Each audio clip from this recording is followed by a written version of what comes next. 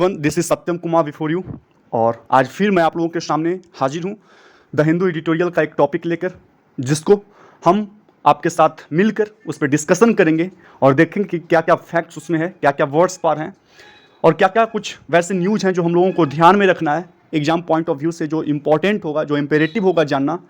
तो I will try my best to explain those all points. So without any further delay, I'm gonna start the discussion, and it's very imperative to know what the title of this very editorial is, because it's the title which will create an understanding about the gist of that very editorial. So starting from the title, it's very clear that a fresh opportunity. What a fresh opportunity on government's withdrawal of the Personal Data Protection Bill 2019 and after. First of all, a fresh opportunity means हमारी जो सरकार है उसके पास एक नया अवसर है, एक नया मौका है. अब वो मौका किस चीज़ से रिलेटेड है? तो वो on governments withdrawal of the personal data protection bill. एक पर्सनल डेटा प्रोटेक्शन बिल है जिसके बारे में हम लोग चर्चा करेंगे आगे. तो जो पर्सनल डेटा प्रोटेक्शन बिल है उसका जो विड्रॉल होता है, उसका जो वापस लेने का जो प्रक्रिया होता है, और 2019 में जो बिल आया था और उसके बाद कुछ अच्छा करने का, है ना, एक नया स्ट्रक्चर तैयार करने का, एक नया फ्रेमवर्क तैयार करने का सरकार के पास एक सुनहरा मौका है, एक अच्छा नवीनतम मौका है. इसी पे हम लोग का आज एडिटोरियल का डिस्कशन होगा. आइए देखते हैं. आज तारीख अगस्त 6, 2022. सबसे पहले हम लोग वर्ड्स, जो इसमें हम लोग को थोड़ा टफ वर्ड है जिसके बारे में हम लोग को पता नहीं है शायद, तो उसको हम लोग एनालाइज करेंगे क्या उसका एग्जैक्ट मीनिंग है. और इस एडिटोरियल के नज़रिए से, क्योंकि एक वर्ड्स के बहुत सारे अर्थ हो सकते हैं, but it's very imperative to know the real analysis of that word regarding this editorial. इस एडिटोरियल के रिगार्ड में, है ना, इस एडिटोरियल के अंतर्गत इस वर्ड का मीनिंग क्या है, अर्थ क्या है, तो यह जानना हमारे लिए ज़रूरी है. और उसी से हम लोग आज एडिटोरियल का जो डिस्कशन है उसको अग्रसर करेंगे, आगे बढ़ाएंगे. तो आइए देखते हैं. सबसे पहला वर्ड जो है वो lacuna. What LACUNA. Lacuna means क्या होता है? जो कमी है, जो शॉर्ट कमिंग्स है, जो गैप है ना, उसको हम लोग बोलते हैं लैक्यूना. ब्रुक मीन्स टोलरेट करना, बर्दाश्त करना, है ना, ब्रुक करना. The third one is a stated means कोई स्पेसिफाइड वे, है ना. जैसे a stated the way, suppose that कि अगर कोई गवर्नमेंट कोई जो बयान है तो बोला जाता है जो स्टेटेड बयान है ना, जो स्पेसिफाइड बयान है उसी को बोलते हैं stated. Comprehensive means crystal clear, that including all aspects, सभी पहलू को मद्देनजर रखते हुए. तो कॉम्प्रिहेंसिव डिस्कशन होना चाहिए, है ना, कॉम्प्रिहेंसिव डिबेट होना चाहिए. सभी पहलू को, प्रोज कॉन्स क्या है, एडवांटेज डिसएडवांटेज क्या है, सभी चीज़ को निगाह में रखते हुए डिस्कशन होगा. That is comprehensive discussion. Avowed means what? Assert करना, एवॉर्ड डिक्लेयर करना, क्लेम करना, है ना. द नेक्स्ट वन लैंडमार्क, ऐतिहासिक लैंडमार्क, माइलस्टोन जिसको बोलते हैं, something which of utmost importance we can say, जो बहुत ही ज़्यादा इंपॉर्टेंस का हो. लीवे मीन्स होता है क्या? फ्रीडम, FREEDOM, फ्रीडम जो होता है उसको बोलते हैं leeway, leeway. The next one is called for means demanded या इंक्वायर्ड, डिमांड करना या इंक्वायर करना, that is known as called for. आगे बढ़ते हैं हम लोग. रीअलाइनमेंट. व्हाट? रीअलाइनमेंट मीन्स होता है कि एक ऐसा एक्शन है. Realignment is an action of changing और restoring something to a former position. जो पहले की जो पोजीशन थी उस पोजीशन में फिर से वापस ले आना, इस प्रोसेस को हम लोग बोलते हैं रीअलाइनमेंट. दोबारा उसी स्थिति में ले आना किसी चीज़ को. डिसेंट, क्लैश, मतभेद जिसको बोलते हैं, किसी पॉलिसी को लेकर मतभेद होना, है ना, बात विचार में जो कॉन्फ्लिक्ट होना, दैट इज डिसेंट. एनोमली, अनियमितता बोलते हैं, है ना, abnormal condition, that is known as anomaly, something which is abnormal. Revert means what? Return to the former position, return करना, वापस आ जाना, रिवर्ट कर. Baseline means something which is acting as a reference point, जो reference point के तौर पे अपना काम कर रहा होता है, जो बेंच मार्क होता है उसको हम लोग बेस लाइन बोलते हैं. Enact means simple, make a law, कानून बनाना, पास करना. एग्जेम्प्ट मीन्स होता है बट फ्री कर देना, EXEMPT, एग्जेम्प्ट कर देना. जैसे आपको इस ड्यूटी से एग्जेम्प्ट किया जाता है, आपको इस राइट से बरी किया जाता है, हटाया जाता है, आपको अब ये अधिकार जो है या फिर आपको जो ये ड्यूटी है वो आपको नहीं निभाना है, या आपको ये अधिकार जो है अब नहीं मिलेगा, एग्जेम्प्ट करना. तो ये रहा आज का वर्ड्स जिसको हम लोग को जानना बहुत ज़रूरी था इस एडिटोरियल को पढ़ने के लिए. तो आइए स्टार्ट करते हैं. जो टाइटल है एडिटोरियल का, जो टॉपिक का जो टाइटल है, that is personal data protection bill's withdrawal is a chance to address lacuna but a data protection law brooks no delay. जो प्रोटेक्शन बिल जो 2018 में इसका स्टार्ट हुआ था, तो इसका विड्रॉल हुआ है, इसको वापस लिया गया है. तो वही बोल रहा है कि जो पर्सनल डेटा प्रोटेक्शन बिल का विड्रॉल हुआ है इज अ चांस, ये क्या एक मौका है, एक सुनहरा अवसर है। किस लिए? तो टू एड्रेस लैकुना, जो भी कमी है, जो भी शॉर्ट कमिंग्स है, जहाँ भी गैप दिख रहा होता है, तो उस कमी को भरने के लिए, उस गैप को भरने के लिए, एड्रेस करने के लिए, है ना, इंप्रूव करने के लिए एक अवसर है। बट डाटा प्रोटेक्शन बिल, लेकिन इसमें अगर डिले किया जाएगा तो इसको बर्दाश्त नहीं किया जाएगा। मतलब इसको कुछ टाइम लिमिट के अंदर, समय सीमा के अंतर्गत इसको एक नया जो फॉर्म है, एक नया रिस्ट्रक्चर करके उसको तैयार करके इसको पास करवाना बहुत ही अति आवश्यक है। तो ये रहा आज का टॉपिक का टाइटल। आइए स्टार्ट करते हैं, एक एक लाइन करके हम लोग देखेंगे क्या क्या इसमें हम लोगों को रखना है ध्यान में। तो the stated reasons for the government's withdrawal of the personal data protection bill. अब क्या है कि जो स्टेटेड रीजन्स है, मीन्स सरकार के द्वारा कुछ स्टेटेड रीजन्स है, बट आई थिंक कि इसका मैं पहले आपको कुछ बैकग्राउंड बता देता हूं ताकि आपको समझने में कुछ आसानी हो जाए। सबसे पहला कि जो आइडिया है कि पर्सनल डेटा का जो एक बिल आना चाहिए उसको प्रोटेक्ट करने का, तो ये आइडिया किस लिए आया था? It's very important to know for all of you. इसको लाने का जो मेन मकसद था, जो मेन मोटो था, वो था सेफगार्ड सिटीजन्स प्राइवेसी, है ना, properly bye defining personal data क्या होता है। मीन्स जो लोगों का जो आर्टिकल में हमारे राइट टू प्राइवेसी इंश्रिंड है, तो उस राइट को प्रोटेक्ट करने के लिए, सेफगार्ड करने के लिए ये एक्ट को लाना बहुत ही जरूरी था। दूसरा चीज़ था कि हम ये क्या क्या रीजन्स हैं, सरकार ने जो इसको विड्रॉ किया, जब वापस लिया इस बिल को, तो व्हाट वर द रीजन्स, है ना, which compelled the government to take back this act. क्या रीजन्स रहा होगा? तो रीजन्स में जब एक डेलिब्रेट डिस्कशन होता है, डिबेट होता है ज्वाइंट पार्लियामेंट्री कमेटी में, तो वो प्रपोज करता है ना, प्रस्ताव देता है कि इसमें 81 अमेंडमेंट्स होना चाहिए, है ना, और 12 रिकमेंडेशंस उनके द्वारा दिया जाता है, और जिसके तहत ऐसा माना जाता है कि ये जो स्ट्रक्चर तैयार किया गया, ये जो फ्रेमवर्क तैयार किया गया था पहले इस एक्ट का, वो अप टू द मार्क नहीं है, ये फुली तरह डिजाइंड नहीं है ताकि ये राइट जो है, उस लोगों की जो राइट है, राइट टू प्राइवेसी है, उसको प्रोटेक्ट कर सके। चलिए, तो और है इसका जो बैकग्राउंड में अगर देखा जाए तो इसका स्टार्टिंग कहाँ से हुआ, तो ये भी जानना हमारे लिए बहुत जरूरी है। बात करते हैं, जब जुलाई 2017 की बात है, ministry of electronics and electronics जो है वो सेटअप करते हैं, कमिटी का स्थापना करते हैं, और उस कमिटी को ये काम दिया जाता है कि आप स्टडी कीजिए, आप अध्ययन कीजिए रिलेटेड टू डाटा, मीन्स वैसे सभी इशू के बारे में जो रिलेटेड हो डेटा प्रोटेक्शन से। अब इनका जो चेयरमैन बनाया गया, वो जो रिटायर्ड जज थे BN श्रीकृष्णा, उनको जो रिटायर्ड जज थे मद्रास हाई कोर्ट के, उनको इनका चेयरमैन बनाया गया। अब उन्होंने सबमिट किया, ड्राफ्ट तैयार किया और सबमिट किया, जिसको कि पर्सनल डेटा प्रोटेक्शन बिल 2018 के नाम से जाना जाता है। और ये जो ड्राफ्ट तैयार किया गया था BN श्रीकृष्णा के द्वारा, वो 2018 में इसको सबमिट किया गया। फर्दर डिलीब्रेशन होता है, इस पर विचार विमर्श होता है, और 4 दिसंबर 2019 को इसको अप्रूवल मिल जाता है कैबिनेट मिनिस्ट्री से। यहाँ तक ये बैकग्राउंड है। जब 2019 में इस बिल को फिर से रिवाइज किया जाता है, फिर से इसमें हेर फेर किया जाता है, कुछ बदलाव किए जाते हैं, और इस बदलाव को बहुत सारे लोगों के द्वारा क्रिटिसाइज भी किया जाता है। क्रिटिसाइज करने में कौन कौन है? तो जो पहले 2018 के जो ड्राफ्ट बनाने वाले थे, जो ऑथर किए थे BN श्रीकृष्णा, उनके द्वारा ये क्रिटिसाइज किया जाता है कि on the ground of sovereignty और public order the government can at any time access private data. Means sovereignty और पब्लिक ऑर्डर का हवाला देकर जो हमारी सरकार है, वो कभी भी किसी भी समय जो पब्लिक डेटा है उसको वहाँ तक अपना एक्सेस कर सकती है। तो ऐसे कुछ बोलकर जो BN कृष्णा थे, उन्होंने क्रिटिसाइज किया 2019 का जो बिल बनाया गया था, हेर फेर करके उसको। वहीं एक फोर्ब्स इंडिया नाम का एक मैगजीन होता है, उन्होंने कहा कि जो गवर्नमेंट है ना, ये जो एक्ट 2019 में उसको जो रिफ्रेम करके बनाया गया, उनके बारे में बताया गया कि वो जो एक्ट है वो कहीं ना कहीं gives the government blanket power to access citizens data तक का जो एक्सेस है गवर्नमेंट का, कहीं ना कहीं उसको यूज करने में ब्लैंकेट पावर देता है। मीन्स ऐसा पावर जो दिखता नहीं है, बट गवर्नमेंट के पास वैसे पावर्स होते हैं।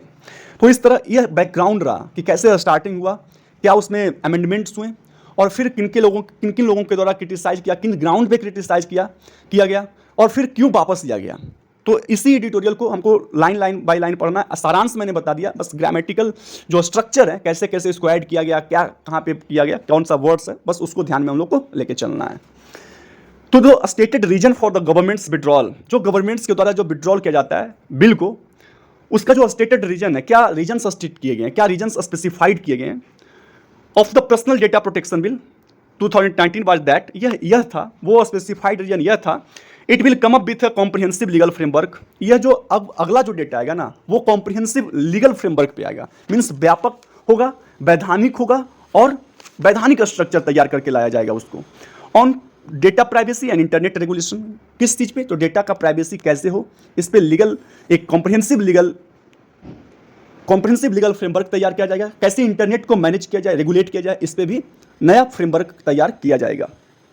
The government has award that, government ने ये असर्ट करते हैं कि दावा करते हैं that a new draft bill, जो एक नया ड्राफ्ट, एक नया जो मसौदा तैयार किया जाएगा, वो in sync with the principles of privacy, वो इन सिंस रहेंगे, मीन्स जो गोपनीयता का जो सिद्धांत है, जो प्रिंसिपल ऑफ प्राइवेसी है, उनके सिंस में रहेंगे, मीन्स उन्हीं के अनुरूप रहेंगे, और in line with the supreme court guidelines, और किसके अनुसार रहेंगे, तो जो गाइडलाइंस सुप्रीम कोर्ट के द्वारा दिए गए थे, जो दिशा निर्देश सुप्रीम कोर्ट ने जारी की थी, उसी के अनुसार, उसी के अनुरूप रहेंगे।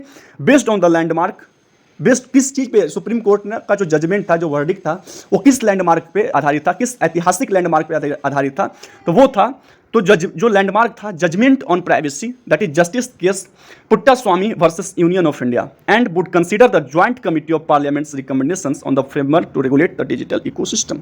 मतलब क्या हुआ, बस ये ध्यान रखना है कि जो नया ड्राफ्ट आएगा, गवर्नमेंट ये दावा करते हैं, ये क्लेम करते हैं कि जो नया ड्राफ्ट, जो नया मसौदा बनकर आएगा, वो किसके अनुरूप रहेगा, तो जो प्रिंसिपल है, जो प्राइवेसी का जो प्रिंसिपल है, जो गोपनीयता का जो सिद्धांत है, उसके अनुरूप रहेगा।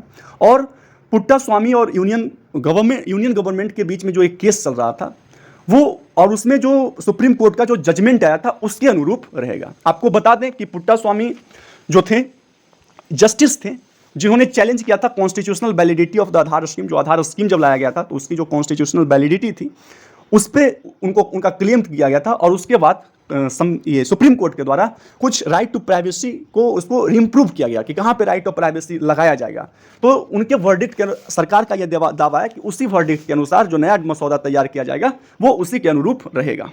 और क्या था इसमें कि जो एंड वुड कंसीडर, और यह भी विचार विमर्श किया जाएगा, कंसीडर किया जाएगा, तो जो joint committee of parliament recommendation, जो जेपीसी कमिटी होता है, जेपीसी ज्वाइंट पार्लियामेंट कमिटी का जो रिकमेंडेशन होगा, उस पर भी विचार विमर्श किया जाएगा। ऑन द फ्रेमवर्क, किस चीज़ पे, तो वो फ्रेमवर्क जो तैयार किया जाएगा, जो स्ट्रक्चर तैयार किया जाएगा, किस लिए, तो to regulate the digital ecosystem, जो डिजिटल इकोसिस्टम है उसको रेगुलेट करने के लिए, उसका संचालन करने के लिए। आगे बढ़ते हैं। The 2019 bill had been rightly criticised, जो 2019 का जो बिल था, उसको क्रिटिसाइज किया गया था बाय स्टेक होल्डर्स, जो स्टेक होल्डर्स थे, इंक्लूडिंग जस्टिस BN कृष्णन, इनके द्वारा बहुत सारे में एक BN कृष्णन थे, और BN कृष्णन के बारे में बताया कि he chaired committee of experts that had authored draft bill in 2018। हमने आपको पहले भी बताया कि 2018 में जो एक कमिटी तैयार किया गया था, उसका चेयरमैन कौन थे, तो BN कृष्णन थे। तो उनके द्वारा भी इस जो 2019 का जो मसौदा था, जो ड्राफ्ट था इस बिल को लेकर, उसको क्रिटिसाइज किया गया, और क्रिटिसाइज इस ग्राउंड पर किया गया कि for over emphasising the national security angle, है ना, एमंग अदर रीजन्स, बहुत सारे रीजन्स थे, उसमें एक रीजन ये बताया गया कि जो नेशनल सिक्योरिटी एंगल है, उसको कहीं ना कहीं ज़्यादा एम्फेसाइज किया जा रहा है, उसको ओवर स्ट्रेस किया जा रहा है। The 2019 bill diverged from the Sri Krishnan Committee draft in the selection of the chairperson and the member of Data Protection Authority that shall protect the interest of data principals in the leeway given to the Union government to exempt its agencies from the application of the act. अब क्या है कि जो 2019 का bill diverge कर गया, diverge means क्या होता है कि जो पहले था अपना डायरेक्शन को चेंज कर लिया। डायरेक्शन को कैसे चेंज कर लिया, तो किस किस ग्राउंड पे डायरेक्शन को चेंज किया, कहाँ ऐसा हुआ, क्या ऐसा हुआ कि पता चल रहा है कि जो नया बिल आ रहा है उसमें अपना डायरेक्शन को चेंज कर लिया। तो बोल रहा है कि जो कृष्णन कमिटी था, 2018 में BN कृष्णा के द्वारा जो कमिटी को चेयर किया गया था, उससे अपना जो मोड है कहीं पे वो अलग डायरेक्शन में मूव कर गया होता है। In the selection of the chairperson के सिलेक्शन में कहीं ना कहीं दूसरे चेयरपर्सन का सिलेक्शन किया गया। जो मेंबर्स थे डेटा प्रोटेक्शन अथॉरिटी के मेंबर्स को अलग कर दिया गया। And that shall be protect the interest of data, और जो इंटरेस्ट है, जो हित है किसके प्रोटेक्शन करने का, डेटा का प्रोटेक्शन करने का, उनको प्रोटेक्ट करने का। एंड द लीवे, और जो लीवे दिया गया, जो आज़ादी दिया गया, किनको दिया गया, given to the union government को जो आज़ादी दिया गया, किस लिए, टू एग्जेम्प्ट इट्स एजेंसीज, अपनी एजेंसी को छूट देने के लिए, from the application of the act, means जो एक्ट है उसका एप्लीकेशन, उसका यूज करने से, उसको वर्क करने से जो आज़ादी दिया गया गवर्नमेंट के द्वारा एजेंसीज को। तो ये सभी चीज़ों में 2018 का जो बिल था, कहीं ना कहीं अपना डायरेक्शन चेंज कर दिया है, 2019 को बिल के मद्देनजर रखते हुए ऐसा कहा गया है। आगे बढ़ते हैं।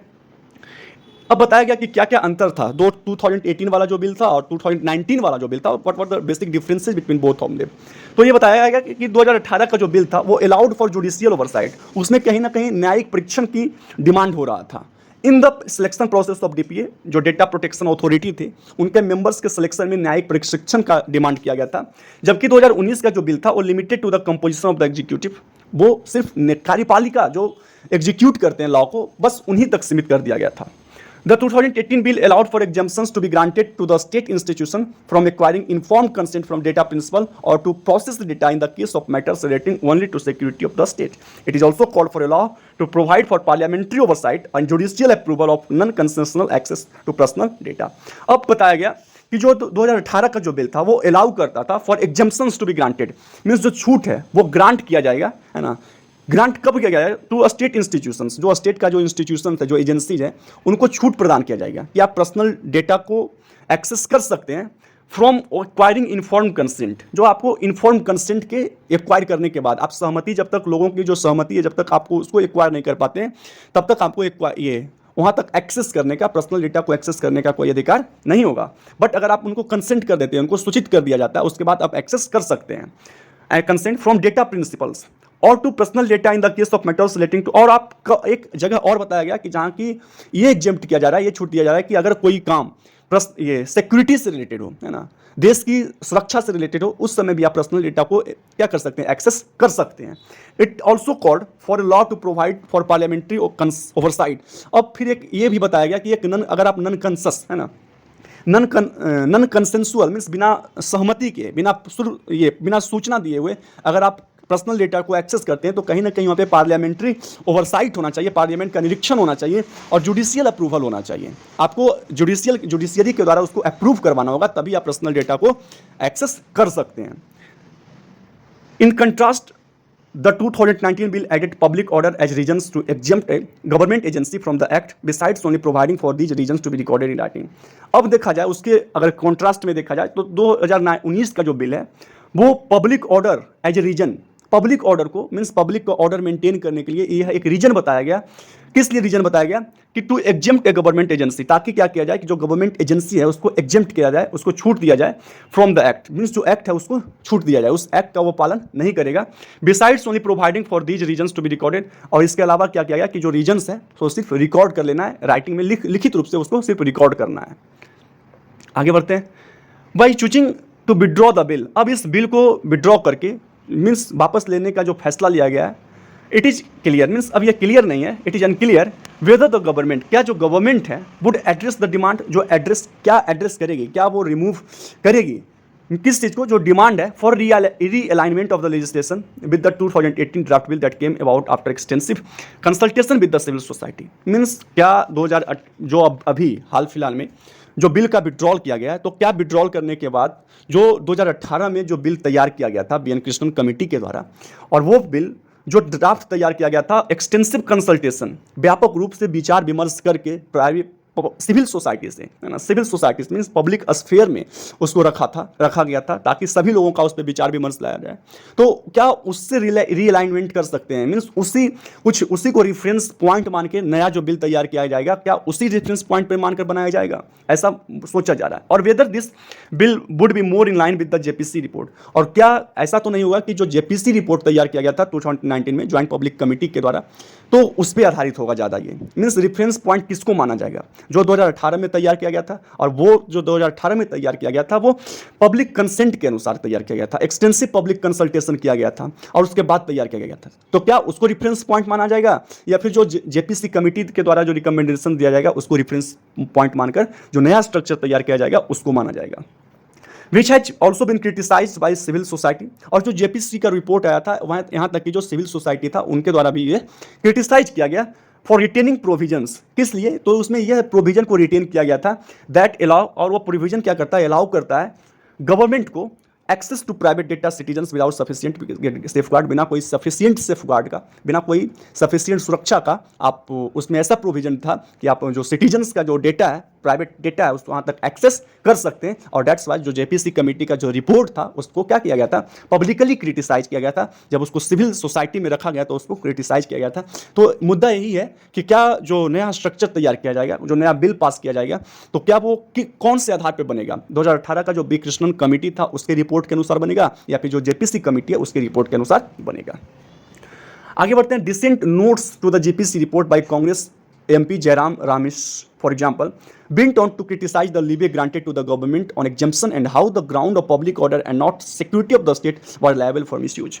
अब डिसेंट नोट्स मीन्स मतभेद का अगर देखा जाए तो जो कांग्रेस के एमपी हैं, कांग्रेस का एमपी हैं जयराम रमेश, एग्जाम्पल के तौर पे वो क्रिटिसाइज करता है द लीवे, जो छूट दिया गया है, जो सरकार को जो छूट दिया गया है, granted to the government on exemptions, जो छूट दिया on exemptions and how the grounds of public order and not the security of the state. Means कैसे, किस तरह से, ये नहीं कि जो सिक्योरिटी ऑफ स्टेट है उसको मेन मोटो में रखा जाए, ऐसा नहीं है, बट क्या किया गया है कि जो पब्लिक ऑर्डर है उसका हवाला देकर लोगों को छूट दिया जा रहा है, एजेंसी को छूट दिया जा रहा है, गवर्नमेंट को छूट दिया जा रहा है, फ्रीडम दिया जा रहा है, और इसको मिसयूज किया जा रहा है।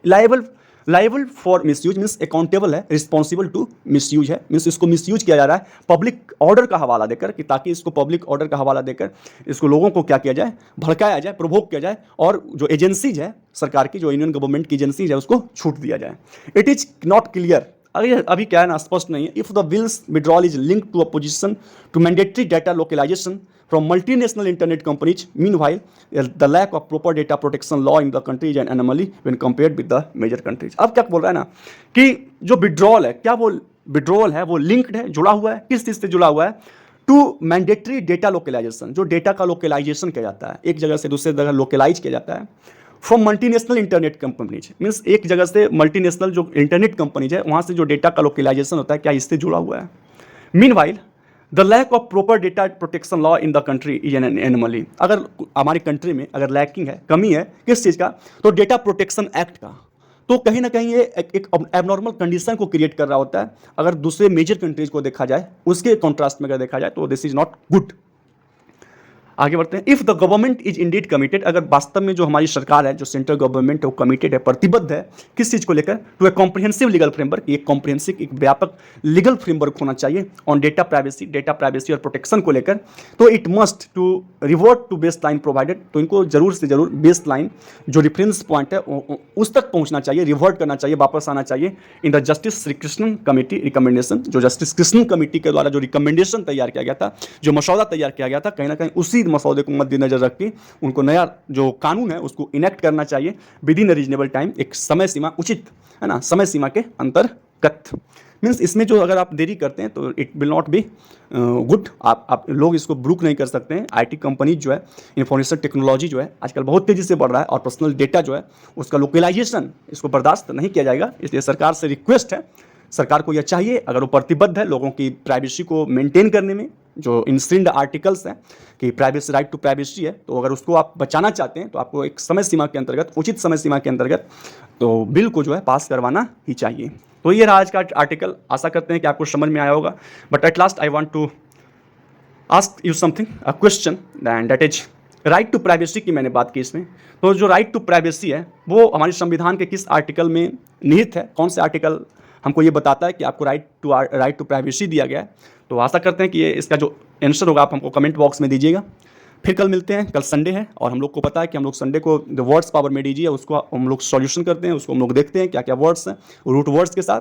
तो फिर कल मिलते हैं रूट वर्ड्स के साथ, हम लोग मिलेंगे कल। तब तक के लिए धन्यवाद, thank you, have a nice day, bye bye all of you.